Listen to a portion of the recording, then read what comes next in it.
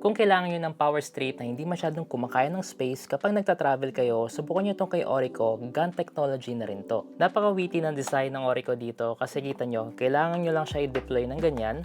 And meron na rin siyang around 1 meter na haba at meron na rin siya dito dalawang AC ports, isa dito at meron din dito.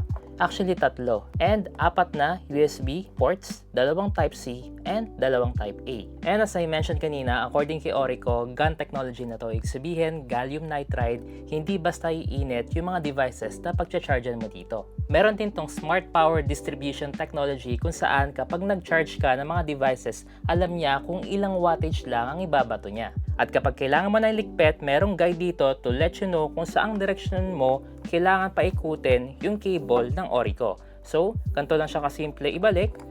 Then, kailangan lang siya ulit isaksak dito sa front na AC port. Then, gagamitin natin yung dual strap nila for cable management. Kaya kung mahilig kayo mag-travel at naghahanap kayo ng compact na power strip, ilalagay ko na lang yan sa basket ko sa baba and follow for more.